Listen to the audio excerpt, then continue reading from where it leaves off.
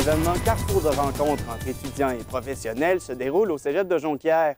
À peine sorti de sa conférence intitulée « Comment présenter un bon synopsis », j'accueille le journaliste indépendant spécialisé en plein air et en sciences, Guillaume Roy. Bonjour, Monsieur Roy. Bonjour. Mais tout d'abord, qu'est-ce que vous pouvez nous dire sur les avantages et les inconvénients du métier de journaliste indépendant?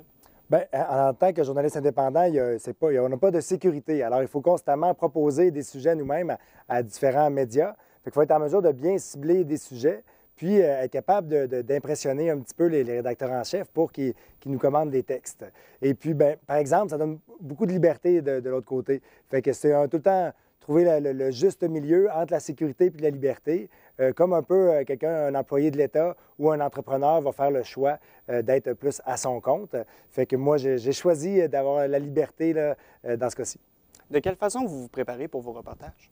Bien, pour faire un reportage, d'abord, il faut proposer un sujet. OK? Fait qu'il faut proposer un sujet, il faut trouver le média à qui on veut le présenter. Alors, il faut trouver le bon angle, que ce soit un angle qui soit financier, scientifique, jeunesse, quoi que ce soit, puis trouver le média qui serait intéressé.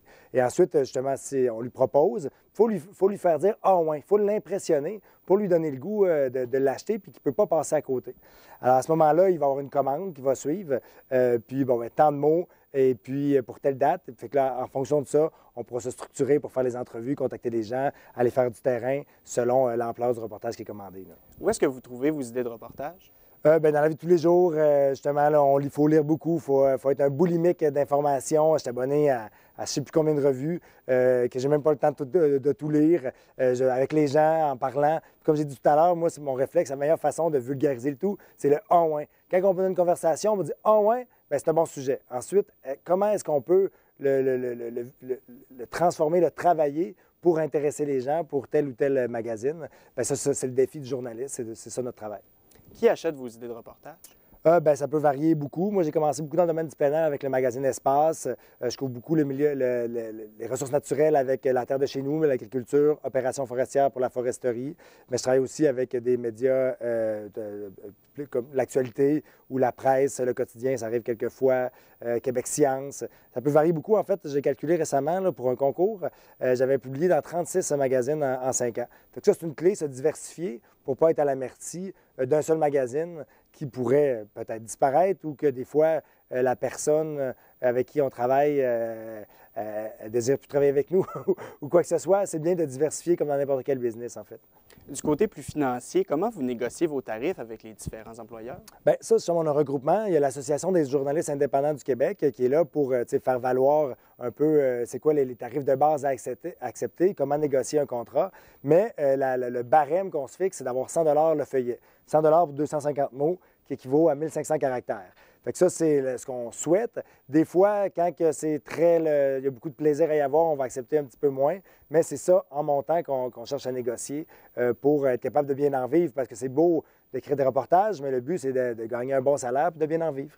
Comment vous développez vos réseaux de contacts? Bien, c'est beaucoup en allant sur justement les associations professionnelles. Surtout, moi, je suis un pigiste basé à Saint-Félicien. Alors, il n'en pleut pas des pigistes à Saint-Félicien. À Montréal, il y a quand même des bons noyaux. Fait qu'il y a des associations professionnelles, dont l'AGIC, l'Association des journalistes indépendants du Québec.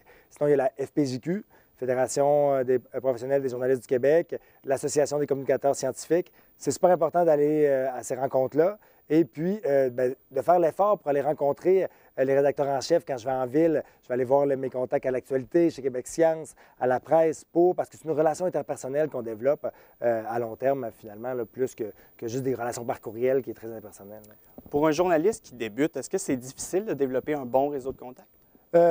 Oui, mais justement, il ne faut pas avoir peur, il faut foncer, il faut proposer. Justement, il ne faut pas approcher des magazines en disant « je veux travailler pour vous », ça ne marchera pas. Les gens, ils veulent des sujets, ils veulent des idées. Fait que si vous avez des idées, si vous vous dites « ah ouais », justement, à quelques reprises dans vos conversations, prenez ça, puis essayez de le synthétiser pour que ce soit intéressant, puis même que les gens disent « wow », puis qu'ils veulent absolument l'avoir. Fait que c'est une bonne façon de percer dans des magazines. Puis même en étant étudiant, c'est une bonne façon de mettre un pied dans l'industrie. Puis peut-être, justement, c'est un choix de vivre de la pige. Il y en a qui veulent être salariés, mais c'est pas juste en attendant de faire quelque chose. Il y en a que ça peut être ça. Il y a des opportunités qui arrivent dans la vie qu'on ne peut pas prévoir.